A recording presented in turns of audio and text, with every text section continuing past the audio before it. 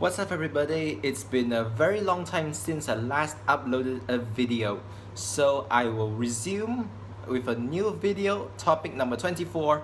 But before I go into that, check out my 90s Memories upload of 13 songs from the 90s Memories concert in International University in Nilai. 11 songs plus 2 encores. These are basically songs that may flashback some good memories, especially if you're born in the 1990s. So check them out, the music's pretty great, and I'm sure you can play by your desk if you don't mind a bit of background noise, because literally I don't know editing.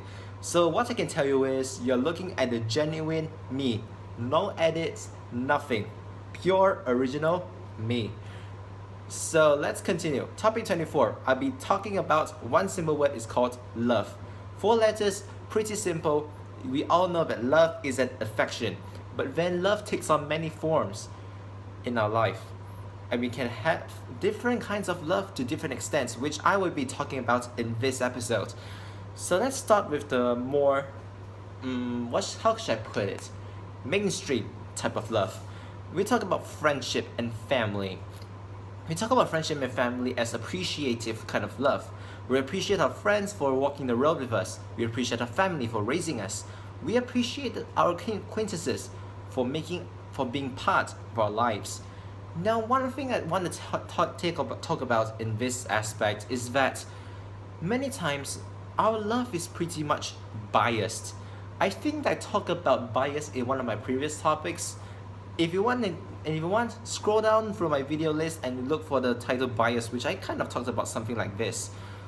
We are normally showing more love towards people that we meet more, because more exposure equals to more things to talk about, equals to naturally more love towards that person. Even if it's not truly an affection, there's more favoritism and there's more liking. Don't tell me you're a fair person. You more or less favorited a person that you often meet more or you're close to. Don't lie. This is literally humanity. What I want to really focus on is how to love people that you do not like. Now, as many of the people around me know that I'm a Christian, okay? And actually in the Bible, it actually says to love our enemies. But the thing is, it is not easy to love your enemies. Because why? They do things that you hate. They don't even like you in the first place. So why should you love your enemies?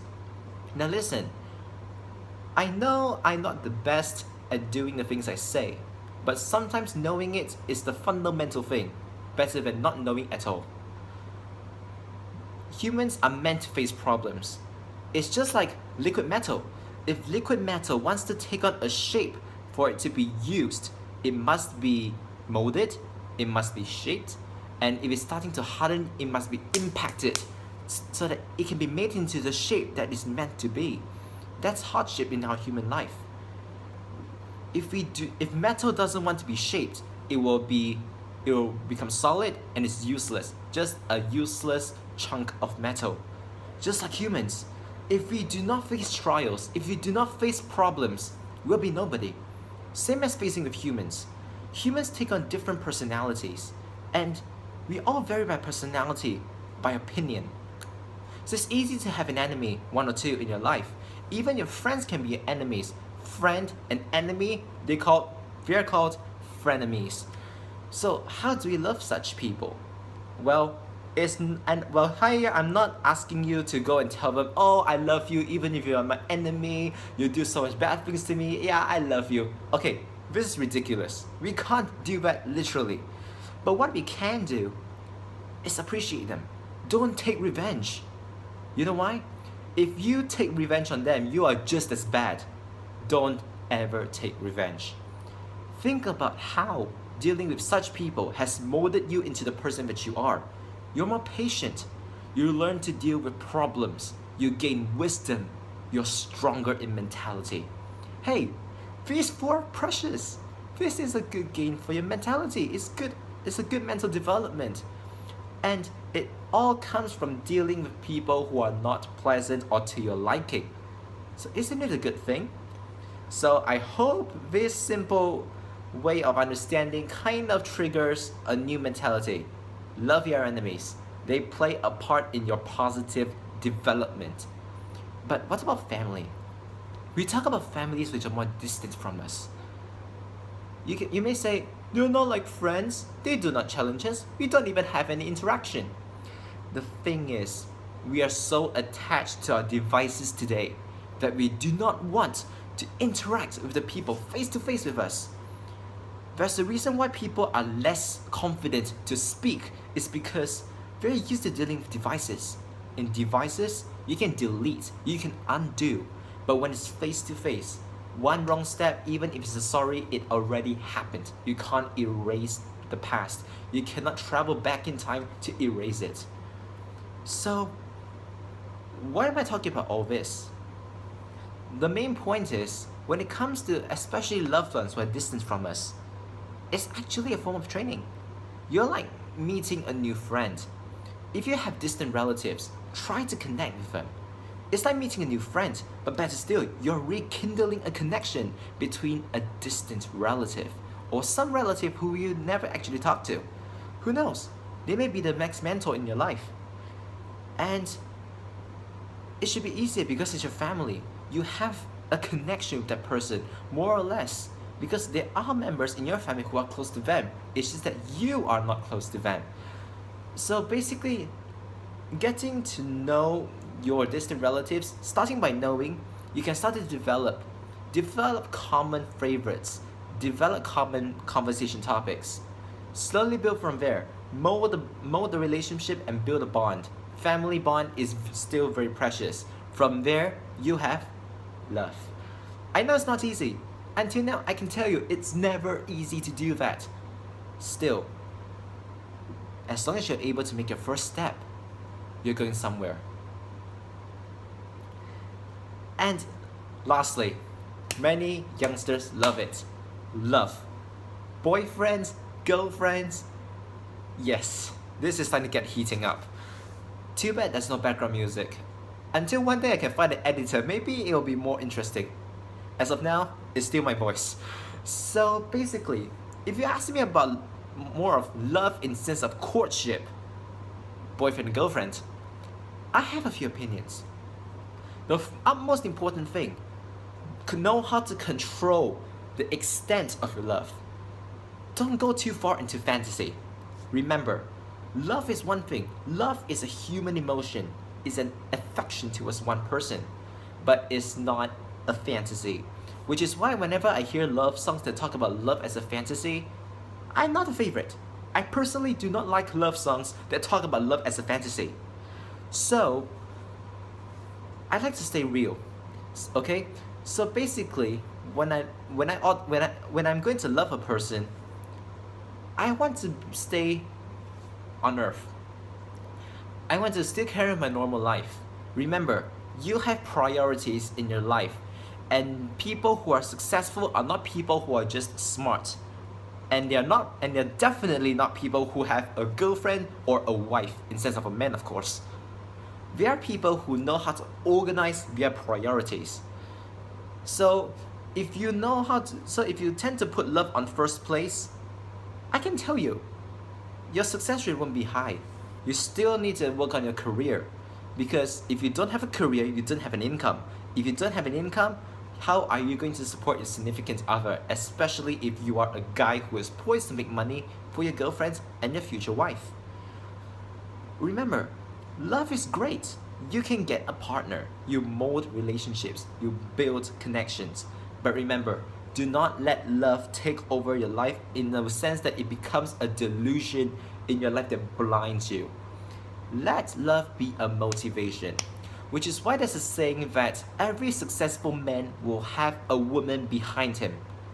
Yes, this is not love being a priority. It's about love being a motivation, a driving force that backs you into your success. And another thing that I will talk about love and courtship is to never take things too far. Stay in your reality. It's good to have long-term plans. Yes, long-term plans are definitely good. But then, are your long-term plans going too far? That's the question. Some people have known a girl just a few days and they're thinking about having children and a family and getting married. Remember, marriage is a commitment. It's a commitment. So if you were to ask me about marriage, I would say think very, very carefully. If you cannot commit, please, no marriage. Marriage equals to commitment, no commitment equals to no marriage. Because you know why? Being married is about being committed to another person. And if you cannot commit to another person, don't think about marriage. If this is the case, if you're not really ready to commit to one person, and if you still think about marriage, literally, this is not long-term planning. It's called throwing yourself into boiling water. Unless you're very close, you chose the right partner, I can commit, this person is beneficial for my long term, yes, marriage is the answer. And one thing about modern marriage is that many people never take into account. They're like, whoa, I love this person. Okay, marriage. What happens? Divorce. It's not just me, I know I'm single, but then it's proven. If you check statistics, divorce rates are going higher. You know why? People spend less and less time getting to understand each other. It's like one stroke of heat from that love and passion. They get married, which is why it doesn't last. Fires can extinguish. And by that fire, I mean fire in your love as well. So unless your love fire can continue to burn, please stay single. And if you're asking, well, if you're single, you don't have anybody to love. Well, the thing is, both sides have their benefits. Single people can stay focused in loving the people around them. There are many times where the best people to seek for are those who are single, because they have less distractions and they're more focused on their own life. But I'm not saying that marriage is not a good thing.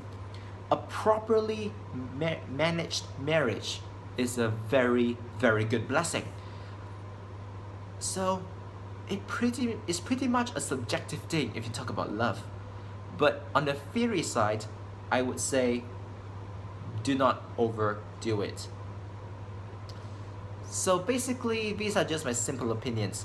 Let me mind you that I do not script my videos, I do not plan my videos. It's basically, if I have any inspiration, I take out my phone, record, upload. So basically, if you have any opinions, please leave a comment and tell me. If you like it, you can leave a like if you want to. Subscribe to my channel if you want to. Remember, I'm not like any other YouTubers like, please subscribe, please leave a like. Well, if it's my case, if you like it, if you agree, do it at your own will. I'm not making money off of anybody, it's just my opinion and a bit of my interest to speak out. And on this note, I will sign off. Thank you so much for listening to me for 13.5 minutes. Thank you so much for your time. And until my next video, see you next time on my channel.